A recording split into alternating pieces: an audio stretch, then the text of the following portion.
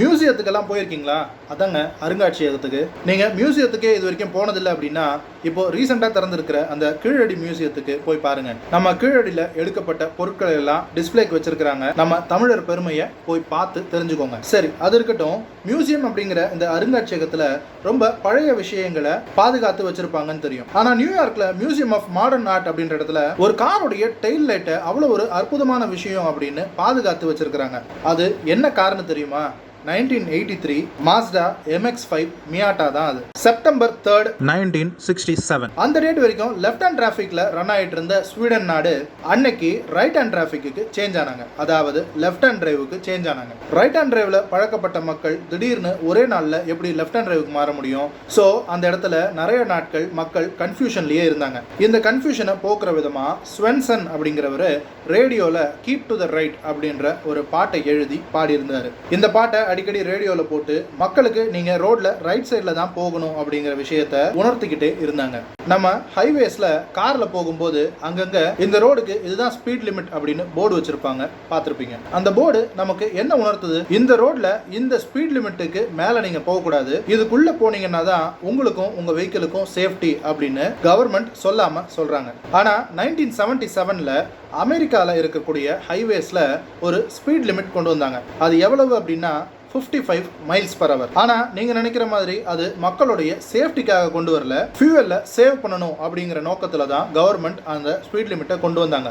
ஏன்னா அந்த பீரியட்ல அமெரிக்கால ஒரு பெரிய ஆயில் கிரைசிஸ் இருந்துச்சு. ஷெல்பி உருவாக்குனதுலயே ரொம்ப ரேரஸ்டான வெஹிக்கிள்னு சொல்லப்படுறது 1965 model Shelby cobra super snake. இந்த வெஹிக்கிள் தான் மோஸ்ட் ரேரஸ்ட், அப்புறம் மோஸ்ட் எக்ஸ்ட்ரீமா செய்யப்பட்ட அந்த கோப்ரா கார்னு சொல்றாங்க. ஏன்னா ஷெல்பி செஞ்சது மொத்தமே 2 கார் தான். அதுல ஒன்னு ஷெல்பி தனக்குனே வச்சுக்கிட்டாரு. அந்த ரெண்டாவது காரை வாங்கினது அவருடைய க்ளோஸ் ஃப்ரெண்டான அமெரிக்கால ரொம்ப ஃபேமஸான காமெடியனான பில் காஸ்பி 1967ல அதை வாங்கினார். இந்த Shelby cobra super snake CSX 3303 speciality என்னன்னா இதுல 2 சூப்பர் சார்ஜர் இருக்கு. அதோட ஃபோர்டுனுடைய C6 ஆட்டோமேட்டிக் கியர் பாக்ஸும் இருக்கு. போப் இருக்கார் இல்லையா, அவருக்கு நிறைய பேர் நிறைய கிஃப்ட்ஸ் அனுப்புவாங்க. அப்படி அவருக்கு வந்ததுலேயே ரொம்பவும் வேல்யூபிளான கார் கிஃப்ட்ஸ் என்னென்ன தெரியுமா? அதுல முதல்ல ஃபெராரி மாண்டியல் கன்வெர்ட்டபிள், ரெண்டாவதா லாம்போகினி கலாடோ, மூணாவதா ஃபெராரி என்சோ. இருங்க, போப் கிட்ட இருக்கிற அந்த பர்டிகுலர் ஃபெராரி என்சோ கார் தான் உலகத்திலேயே கடைசியா பில்ட் பண்ணப்பட்ட ஃபெராரி என்சோ கார் அப்படிங்கறத தெரிஞ்சுக்கோங்க. நீங்க ஒரு ஓலா EV ஸ்கூட்டர் ஓனரா? அப்போ இந்த வீடியோ உங்களுக்கு தான். ஓலா ஸ்கூட்டரை பொறுத்த வரைக்கும் ஃப்ரண்ட் ஃபோர்க்கு உடையுது அப்படின்ற மாதிரி நிறைய கம்ப்ளைண்ட்ஸ் ஓலாவுக்கு வந்துட்டே இருந்திருக்கு. அண்ட் சோஷியல் மீடியாவிலையும் இதை பத்தின நிறைய கம்ப்ளைண்ட்ஸும் விமர்சனங்களும் பதிவாயிட்டே தான் இருக்கு. ஸோ இந்த பிரச்சனையை சால்வ் பண்றதுக்கு ஓலா ஒரு புது ஃபோர்க்கை டிசைன் பண்ணி செஞ்சிருக்காங்க. அதோட ஓலா S1 அப்புறம் S1 Pro இந்த 2 மாடல் ஸ்கூட்டர் ஓனர்ஸையும் அவங்க ஸ்கூட்டருடைய ஃபோர்க்கை ஃப்ரீயா மாத்தி தரோம் வாங்க அப்படின்னு கூப்பிட்டுருக்காங்க. ஸோ நீங்க ஒரு ஓலா ஸ்கூட்டர் ஓனரா இருந்தீங்கன்னா நீங்களும் ஓலாவை கான்டாக்ட் பண்ணி உங்களுக்கான ஸ்லாட்டை புக் பண்ணி உங்க ஃபோர்க்கை நீங்க சேஞ்ச் பண்ணிக்கலாம். இந்த ஓலா ஸ்கூட்டருடைய சிங்கிள் சைடட் ஃபோர்க்கை செஞ்சது கேப்ரியல் கம்பெனி. ஓலா இப்போ இந்த சிங்கிள் சைடட் ஃபோர்க்கை ஆல்ரெடி வித்த வெஹிக்கிள்ஸ் எல்லாத்துக்குமே மாத்தி கொடுத்துடலாம்னு முடிவு பண்ணிருக்காங்க. அதோட புதுசா மேனுஃபேக்சர் பண்ற வெஹிக்கிள்ஸ்லயும் புது ஃபோர்க் தான் வரும் அப்படின்னு சொல்லியிருக்காங்க. இப்போ இந்த ஏப்ரல் 1, 2023ல இருந்து BS6 ஃபேஸ் 2 அமலுக்கு வந்ததுனால இந்த கார்கள்லாம் பிப்ரவரி மார்ச்ல ஒரு கார் கூட விற்க முடியாம தவிக்கிறாங்க. அது என்னென்ன காரணம் தெரியுமா? Nissan Kicks, Hyundai Kona, Honda Jazz, Honda WRV இந்த 4 காரும் 2023 பிப்ரவரி மார்ச்ல ஒரு கார் கூட விக்கல. ஹோண்டால நல்லா சேல்ஸ் ஆகிற கார்னு பார்த்தோம்னா அமேஸும் சிட்டியும். இந்த BS6 ஃபேஸ் 2 நாம்ஸ்னால நிசானுடைய 1.3 லிட்டர் டர்போ பெட்ரோலும் 1.5 லிட்டர் நேச்சுரல் ஆஸ்பிரேட்டட் இன்ஜின் இந்த 2 இன்ஜினையும் டிஸ்கண்டினியூ பண்றாங்க நிசான். ஹுண்டாய் கோனாவை பொறுத்த வரைக்கும் குளோபலா ஒரு ஃபேஸ் லிஃப்ட் வந்துருச்சு டிசம்பர் 2022ல. ஆனா இந்தியாவில் அந்த ஃபேஸ் லிஃப்ட்டை ஹுண்டாய் லான்ச் பண்ணாததுனால மக்கள் அதிகமா ஹுண்டாய் கோனாவை விரும்பி வாங்கல. இன்னைக்கு நம்ம ஊர்ல சேல் ஆகிற இந்த EV கார்ஸ், அதான் பேட்டரி ஆபரேட்டட் எலக்ட்ரிக் கார்ஸ் இருக்குல்ல, அதனுடைய நம்பர் பிளேட்டை பார்த்திருக்கீங்களா? கிரீன் கலர் பேக்ரவுண்ட்ல கொடுத்திருப்பாங்க. இது கிரீன் கார்ஸ் அப்படின்றத உணர்த்துறதுக்கு தான் இந்த கிரீன் பேக்ரவுண்ட். ஆனா நார்வேல விற்கிற கார்ஸ்ல 50% எலக்ட்ரிக் கார்ஸ் தான் விற்கப்படுது. அப்படி இருந்துமே கூட அவங்க அந்த கார்ஸை கிரீன் கார்ஸ்னு சொல்ல மாட்டாங்க. அண்ட் அவங்களுடைய லா என்ன சொல்லுது அப்படின்னா இந்த எலக்ட்ரிக் கார்ஸை கிரீன் கார்ஸ்னு மார்க்கெட்டிங் கூட பண்ணக்கூடாது அப்படின்னு சொல்றாங்க. ஏன்னா கார்ஸ் அப்படிங்கிற விஷயமே நம்ம பிளானட் எர்த்துக்கு ஒரு கெடுதல் விளைவிக்கிற ஒரு விஷயம் தான். என்ன அதுல ஒரு சில காருங்க கொஞ்சம் கம்மியான கெடுதல் கொடுக்குது, ஒரு சில காருங்க அதிகமான கெடுதல் விளைவிக்குது. அவ்வளவுதானே தவிர கிரீன் கார்ஸ் அப்படின்னு எதுவுமே கிடையாது அப்படின்னு நார்வே பலமா நம்புறாங்க. இன்னைக்கு தேதிக்கு டாட்டூ போட்டுக்கிற கல்ச்சர் மக்கள் இடத்துல ரொம்பவும் பிரபலமா இருக்கு. அப்படி மக்கள் நிறைய பேர் போட்டுக்கிட்ட அந்த மோஸ்ட் பாப்புலரான டாட்டூ என்னன்னு தெரியுமா? அது பட்டர்ஃப்ளை டாட்டூ தான். சரி, அது இருக்கட்டும். நிறைய மக்களால் விரும்பி போடப்பட்ட ஒரு கார்னுடைய டாட்டூ என்ன கார்னு உங்களுக்கு தெரியுமா? அது செவி இம்பாலா தான். எதை வச்சுடா இதை சொல்ற அப்படின்னு கேட்டீங்கன்னா, இன்ஸ்டாகிராம்ல இருக்கிற டாட்டூவை பத்தின ஹேஷ்டாக்ஸ்ல செவி இம்பாலா டாட்டூ தான் அதிக அளவுல பகிரப்பட்டிருக்கு. ஸோ அதை வச்சு தான் சொல்றேன். உலக அளவில் விரல் விட்டு எண்ணக்கூடிய டாப் கார் கம்பெனிஸ்ல ரொம்ப முக்கியமான கம்பெனியான ஷெவர்லெட் கம்பெனியினுடைய ஃபவுண்டர் லூயிஸ் ஷெவர்லே கடைசி வரைக்கும் ஒரு ஏழையா இருந்து அவர் ஆரம்பிச்ச அவருடைய ஷெவர்லெட் கம்பெனிலேயே ஒரு சாதாரண ஒர்க்கரா இருந்து கடைசி வரைக்கும் வேலை செஞ்சு சாதாரண ஒரு ஏழை தொழிலாளியா தான் தன்னுடைய உயிரை விட்டார் அப்படிங்கிற விஷயம் உங்களுக்கு தெரியுமா? ஆமாங்க, அவர் ஆரம்பிச்ச அந்த ஷெவர்லே கம்பெனியில் கடைசி வரைக்கும் ஒரு சாதாரண மெக்கானிக்கா வேலை செஞ்சு தான் அவர் உயிரை விட்டார். ஏன்னா அவருடைய காலகட்டத்துக்கு அப்புறமா தான் ஷெவர்லே இவ்வளோ பெரிய கம்பெனியா உருவெடுத்துச்சு. நம்ம இந்தியன் டிரைவிங்ல கீப் லெஃப்ட்னு சொல்றோம், அமெரிக்கன் டிரைவிங்ல கீப் ரைட்னு சொல்றாங்க. ஆனா உலக அளவில் எவ்வளவு பேர் லெஃப்ட் ஹேண்ட் டிரைவிங்லயும் எவ்வளவு பேர் ரைட் ஹேண்ட் டிரைவிங்லயும் இருக்காங்கன்னு உங்களுக்கு தெரியுமா? வேர்ல்ட் பாப்புலேஷன்ல 65% ரைட் ஹேண்ட் சைடு ரோடை ஃபாலோ பண்றாங்க. அதாவது லெஃப்ட் ஹேண்ட் டிரைவ் அமெரிக்கன் ஸ்டைல்ல டிரைவ் பண்றாங்க. மீதி இருக்கிற 35% தான் லெஃப்ட் சைடு ரோட ஃபாலோ பண்றாங்க. அதாவது ரைட் ஹேண்ட் டிரைவ், அதாவது நம்மள மாதிரி இந்தியா மாதிரியான ரைட் ஹேண்ட் டிரைவை ஃபாலோ பண்றாங்க. ஆனா இந்தியா ஏன் ரைட் ஹேண்ட் டிரைவை பிக் பண்ணிச்சுன்னு கேக்குறீங்களா? ஏன்னா இந்தியா பிரிட்டிஷ் ஆட்சிக்கு கீழே ஒரு பிரிட்டிஷ் காலனியா ரொம்ப வருடங்கள் இருந்ததுனால அவங்க ஃபாலோ பண்ணிட்டு இருந்த ரைட் ஹேண்ட் சைடு டிரைவிங்கை தான் இந்தியாவும் இன்னைக்கு வரைக்கும் ஃபாலோ பண்றாங்க. லாம்போகினி, ஃபெராரி, போர்ஷா இந்த லிஸ்ட்ல எக்ஸாட்டிக் சூப்பர் கார்ஸ் செய்யற கோனிக்செக் அப்படின்ற கம்பெனியினுடைய மோஸ்ட் ரேரான காரை பத்தி தான் இப்போ பார்க்க போறோம். கோனிக்செக் ட்ரெவிட்டா. இந்த காரினுடைய பாடி ஃபுல்லாவே கார்பன் ஃபைபரால செய்யப்பட்டது. அது மட்டும் இல்லாம உலகத்துல ரொம்ப ஸ்ட்ராங்கான ஒரு எலிமெண்டான டைமண்டினுடைய டஸ்ட்டை இந்த கார்பன் ஃபைபர்ல இன்ஃபியூஸ் பண்ணி இந்த காரினுடைய பாடியை அவ்வளவு ஸ்ட்ராங்கா செஞ்சிருக்கிறாங்க. அண்ட் உலகத்துல மொத்தமே 3 கோனிக்செக் ட்ரெவிட்டா தான் செஞ்சாங்க. அண்ட் இந்த காரு வெளிவந்த 2010 காலகட்டத்தில் உலகத்துல செய்யப்பட்ட மோஸ்ட் எக்ஸ்பென்சிவான ரோட் லீகலான கார் இதுவா தான் இருந்துச்சு. அண்ட் அப்போ இதனுடைய காஸ்டிங் $4.8 மில்லியன் வரைக்கும் இருந்துச்சு. இன்னைக்கு ஜாகுவார் பிராண்டை நம்ம டாடா வாங்கிட்டாங்கன்றது நமக்கு தெரியும். ஆனா ஜாகுவார் பிராண்டுக்கு ஜாகுவார் அப்படின்ற பேரு 1945ல தான் வந்துச்சு. அதுக்கு முன்னாடி ஜாகுவார் பிராண்டு வேற ஒரு நேம்ல இயங்கிட்டு இருந்தாங்க. அது என்ன பேருன்னு உங்களுக்கு தெரியுமா?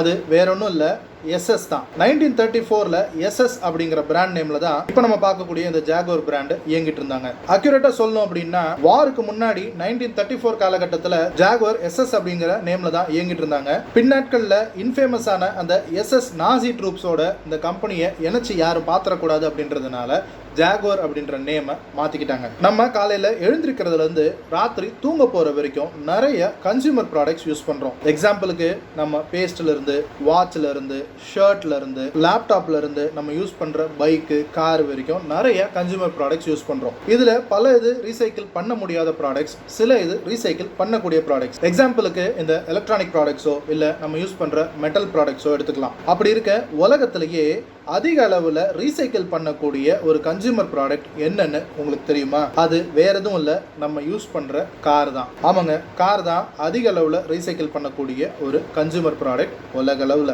எர்வின் கார்டன் அப்படிங்கிற 74 வயசான ஒரு ஸ்கூல் டீச்சர் தான் உலகத்திலேயே ஹையஸ்ட் வெஹிக்கிள் மைலேஜ் அப்படிங்கிற விஷயத்த அவருடைய 1966 வோல்வோ P1800S அப்படின்ற கார்ல அச்சீவ் பண்ணியிருக்காரு. இந்த கார்ல அவர் கவர் பண்ண மைலேஜ் மட்டும் 30,39,122 மைல். இந்த தூரம் எவ்வளவு இருக்கும்னு நம்ம கம்பேர் பண்ணி பார்த்தோம்னா உலகத்தை 120 வாட்டி சர்க்கிள் பண்றதுக்கு சமமான டிஸ்டன்ஸ் அது. இது வரைக்கும் 2 வாட்டி அந்த இன்ஜினை ரீபில்ட் பண்ணியிருக்காரு. அதோட 2 வாட்டி அந்த காரை பெயிண்டும் பண்ணியிருக்காரு. இவர் இவ்வளவு லட்சம் கிலோமீட்டர் அந்த காரை ஓட்டுனதை பாராட்டி வோல்வோ அவருக்கு புது 780 கூப்பே அப்படின்ற ஒரு காரை கிஃப்ட் பண்ணாங்க. ஆனா அவர் அந்த காரை 4.5 லட்சம் மைல் வரைக்கும் ஓட்டிட்டு அந்த காரை வித்துட்டாரு. அன்பார்ச்சுனேட்டா 2018ல எர்வின் கார்டன் இறந்துட்டாரு. ஒருவேளை அவர் இறக்காம இருந்திருந்தாருன்னா இந்த 30 லட்சம் அப்படிங்கிற இந்த மைல் கணக்கு இன்னைக்கு தேதிக்கு 35ஆவோ இல்ல 40ஆவோ கூட ஆயிருக்கலாம். உலக அளவுல ஃபேமஸான மோட்டார் ஷோஸ் நடந்துகிட்டே தான் இருக்கு. ஜெனிவா ஆட்டோ ஷோவா இருக்கலாம், இப்போ ஜனவரி 2023ல டெல்லியில நடந்த நம்ம இந்தியன் ஆட்டோ எக்ஸ்போவா கூட இருக்கலாம். இந்த மாதிரியான ஆட்டோ எக்ஸ்போல கார் பிராண்ட்ஸ் அவங்களுடைய கார்ஸை கொண்டு வந்து நிறுத்துறது, ஃபியூச்சர்ல வரப்போற கார்ஸ்னுடைய கான்செப்ட் காரை கொண்டு வந்து நிறுத்துறது, மக்கள் பார்வைக்கு வைக்கிறது ரொம்ப ஒரு பிரபல்யமான விஷயம் தான். ஆனா உலகத்திலேயே முத கான்செப்ட் கார் எதுன்னு உங்களுக்கு தெரியுமா? 1938ல பியூயிக் Y-Job அப்படின்ற கார் தான் முத கான்செப்ட் கார். முதல்ல இந்த கான்செப்ட் கார் அப்படின்ற கான்செப்டை ஏன் கொண்டு வந்தாங்க அப்படின்னா ஒரு புது டிசைன்ல ஒரு கான்செப்ட் காரை செஞ்சு பப்ளிக்ல டிஸ்பிளேக்கு வைக்கிறதன் மூலமா பப்ளிக்னுடைய ரியாக்ஷனை டெஸ்ட் பண்ணாங்க. மக்களுக்கு அந்த டிசைன் பிடிக்குதா பிடிக்கலையா அப்படிங்கிற மாதிரியான ஒரு விதமான சர்வே எடுக்கிறதுக்குன்னு வச்சுக்கலாம். சோ இதுக்காக உருவாக்கப்பட்டதுதான் கான்செப்ட் கார். இன்னைக்கு தேதிக்கு உலகத்திலேயே ஃபாஸ்டஸ்ட் போலீஸ் கார் எந்த ஊர்ல இருக்குன்னு தெரியுமா உங்களுக்கு? அது துபாயில தான். துபாய் போலீஸ் யூஸ் பண்ற புகாட்டி வைரான் தான் 250 மைல் பர் அவர் போகக்கூடிய கெபாசிட்டி உள்ள world's fastest police car. Pagani அப்படிங்கிற எக்ஸாட்டிக் சூப்பர் கார் மேக்கர்னுடைய பகானி ஹுவேரா ஏன் இவ்வளவு எக்ஸ்பென்சிவா இருக்குன்றது உங்களுக்கு தெரியுமா? ஏன்னா இந்த கார்ல யூஸ் பண்ணியிருக்கிற ஈச் அண்ட் எவ்ரி போல்ட்டுமே டைட்டானியம் மெட்டல்ல செய்யப்பட்டதான். அதோட இந்த ஒவ்வொரு போல்ட்லயுமே பகானியினுடைய லோகோவை லேசர் கட் பண்ணி அதுல எம்பாஸ் பண்ணிருக்காங்களாம். அதோட ஒரு பகானி ஹுவேரா கார்ல 1400 இந்த மாதிரியான டைட்டானியம் போல்ட்ஸ் யூஸ் பண்ணிருக்காங்களாம். டைட்டானியம் மெட்டல் ரொம்ப ஸ்ட்ராங் ஆனது, அதே சமயம் ரொம்பவும் லைட் வெயிட் ஆனது. ஆனா சீப் ஆனது இல்ல, ரொம்பவே எக்ஸ்பென்சிவ் ஆனது. இந்த கார்ல யூஸ் பண்ணியிருக்கிற இந்த 1400 டைட்டானியம் போல்ட்ஸ்னுடைய விலை மட்டுமே $112,000 மேல வருமா. 1980s ஒரு சூப்பர் கார் அப்படின்னா போர்ஷா 959 சொல்லலாம். இந்த பர்டிகுலர் கார் இன்னைக்கு தேதிக்கு ரொம்பவே ஒரு வேல்யூபிளான கலெக்டர்ஸ் காரா இருந்துட்டு இருக்கு. ஆனா இந்த கார்ல இருக்கக்கூடிய ஒரு வித்தியாசமான ஃபீச்சர் என்னன்னு தெரியுமா? ஒரு சூப்பர் கார் அப்படிங்கிறது நல்ல ஒரு சாஃப்டான டார்மேக்ல ஹை ஸ்பீடு போகக்கூடிய ஒரு கார். ஆனா இந்த பர்டிகுலர் போர்ஷா 959 சூப்பர் கார்ல ஆஃப் ரோட் கேப்பபிலிட்டிஸ்க்காகவே ஒரு லோ ஸ்பீட் கியரை கொடுத்திருந்தாங்க போர்ஷா. இது இன்னைக்கு தேதிக்கு ரொம்பவே ஒரு வித்தியாசமான விஷயமா நம்ம பார்த்தாலும் 1980sல அந்த லோ ஸ்பீட் கியர் தேவைப்பட்டிருக்கலாம். ஒரு மனிதனுடைய பிரஸ்டீஜை ஷோகேஸ் பண்ணக்கூடிய கார் பிராண்ட்ஸ்ல ரொம்ப முக்கியமா பார்க்கப்படுறது ரோல்ஸ் ராய்ஸ். ஒரு ரோல்ஸ் ராய்ஸ் காரை வச்சிருக்கிறது ஒருத்தருக்கு எவ்வளவு ஒரு பிரஸ்டீஜியஸான விஷயம் அப்படிங்கிறது நம்ம எல்லாருக்குமே தெரிஞ்ச ஒண்ணுதான். ஆனா உலகத்திலேயே அதிக number of Rolls Royce cars எங்க இருக்குன்னு உங்களுக்கு தெரியுமா? ஹாங்காங்ல தான் அதிக number of Rolls Royce cars இருக்குது. உலகத்திலேயே எந்த கண்ட்ரிலையுமே இல்லாத அளவுக்கு அவ்வளவு number of Rolls Royce cars ஹாங்காங்ல தான் இருக்கு. உலக அளவுல ஃபேமஸா இருக்கக்கூடிய கார் பிராண்ட்ஸ் நிறைய ஜப்பான் இருந்து ஆரிஜினேட் ஆயிருக்கு. அப்படி இருக்க ஜப்பான் நாட்டுல மக்கள் அவங்களுடைய பிராண்ட் கார்ஸ் மட்டும் தான் யூஸ் பண்றாங்களான்னு கேக்குறீங்களா? ஒரு விதத்துல ஆமான்னு தான் சொல்லணும். ஏன்னா ஜப்பான்ல சேல் ஆகிற மொத்த கார்ஸ்ல வெறும் 6% மட்டும் தான் வெளிநாட்டு கார் பிராண்ட்ஸ் மேனுஃபேக்சர் பண்ண கார்ஸா இருக்கு. மீதி 94% ஜப்பான் கார் மேக்கர்ஸ்னுடைய கார்ஸ் தான் ஜப்பான்ல வாங்கி யூஸ் பண்றாங்க. Volkswagen அப்படின்ற கம்பெனி என்ன பண்றாங்க? அவங்க கார் மேனுஃபேக்சரர்ஸ் அப்படின்னு கையை தூக்காதீங்க. அவங்க உலக அளவுல பெரிய கார் மேனுஃபேக்சரிங் குரூப் அப்படின்றது எனக்கும் தெரியும். ஆனா அவங்களுடைய பெஸ்ட் செல்லிங் ப்ராடக்ட் அப்படிங்கிறது ஒரு கார் கிடையாது. அவங்களுடைய பெஸ்ட் செல்லிங் ப்ராடக்ட் ஒரு சாசேஜ். முதல்ல Volkswagen-உடைய ஃபேக்டரியில அவங்க ஒர்க்கர்ஸ்க்கு சாப்பிடுறதுக்கு கொடுக்கிறதுக்காக தான் Volkswagen கரிவர்ஸ்ட் அப்படிங்கிற சாசேஜை இன்ட்ரோடியூஸ் பண்ணாங்க Volkswagen. ஆனா அந்த சாசேஜ் எந்த அளவுக்கு நல்லா இருந்தது அப்படின்னா உலக அளவில் அது ரொம்ப ஃபேமஸ் ஆயிடுச்சு. ஸோ இதனால என்ன பண்ணிட்டாங்க, Volkswagen அதை வெளியில சூப்பர் மார்க்கெட்ஸ்ல கூட Volkswagen சாசேஜ் அப்படின்னு சேல் பண்ண ஆரம்பிச்சிட்டாங்க. அண்ட் இதுல ரொம்ப சுவாரஸ்யமான விஷயம் என்ன அப்படின்னா, இந்த Volkswagen கரிவர்ஸ்ட் சாசேஜுக்கு ஒரு பார்ட் நம்பர் கூட இருக்குன்றத தெரிஞ்சுக்கோங்க. உலக அளவில் Volkswagen அப்படிங்கிற பிராண்ட் ஃபேமஸ் ஆனதுக்கு ரொம்ப ஒரு முக்கியமான காரணம்னு பார்த்தோம்னா அது Volkswagen பீட்டில் காரை தான் சொல்லணும். இந்த Volkswagen பீட்டில் முதல்ல 1938ல Volkswagen உருவாக்கி சேல் பண்ணாங்க. ஆனா இதை சேல் பண்ணும்போது இந்த வெஹிக்கிளுடைய பேரை Volkswagen டைப் 1 அப்படின்னு தான் வச்சிருந்தாங்க. அப்படி இருக்க இதுக்கு பீட்டில் அப்படின்ற பேரு எப்படி வந்துச்சுன்னு தெரியுமா உங்களுக்கு? அந்த பேரை வச்சது மக்கள் தான். ஏன்னா இந்த கார் ஒரு பக் ஷேப்ல, ஒரு பீட்டில் ஷேப்ல இருக்கிறதுனால மக்கள் இதை செல்லமா பீட்டில் அப்படின்னு கூப்பிட்டாங்க. ஆனா இந்த பீட்டில் அப்படிங்கிற நேம Volkswagen 1967ல தான் அபிஷியல் நேமா அனௌன்ஸ் பண்ணாங்க. சோ ஆல்மோஸ்ட் 30 வருஷத்துக்கு மக்கள் அந்த காரை பீட்டில்னு கூப்பிட்டாலும் Volkswagen அந்த பேரை ஒத்துக்கவே இல்லை அப்படின்றத தெரிஞ்சுக்கோங்க. மாருதி சுசுகி எர்டிகா ஃபேன்ஸ் யாராவது இருக்கீங்களா? இந்த வீடியோ உங்களுக்கு தான். ஆல்ரெடி சுசுகியும் டொயோட்டாவும் கூட்டணி வச்சு சுசுகி கார்ஸை டொயோட்டா பிராண்ட்ல லான்ச் பண்ணிட்டே வராங்க. ஏற்கனவே கிளான்ஸா, அர்பன் க்ரூசர்லாம் பார்த்தோம் இல்லையா? அந்த லிஸ்ட்ல மாருதி சுசுகி எர்டிகாவை டொயோட்டா ரீபிராண்ட் பண்ணி டொயோட்டா ரூமியன் அப்படின்னு லான்ச் பண்ண போறாங்க. அது மட்டும் இல்ல, மாருதியினுடைய ஃப்ராங்க்ஸ் காரை கூட டொயோட்டானுடைய ரீபிராண்டிங் பண்ணி கூடிய விரைவில் லான்ச் பண்ண போறாங்களாம். எர்டிகா ரூமியனா உருவெடுக்கும் போது பெரிய லெவல்ல சேஞ்சஸ் இல்ல அப்படின்னாலும் குட்டி குட்டி சேஞ்சஸை எதிர்பார்க்கலாம். அண்ட் ஆல்ரெடி இப்பதான் டொயோட்டா இனோவா ஹைக்ராஸ் அப்படின்ற வெஹிக்கிளை லான்ச் பண்ணிருக்காங்க. நல்ல ஒரு புக்கிங்ஸ் போயிட்டு இருக்கு. அப்படி இருக்கும்போது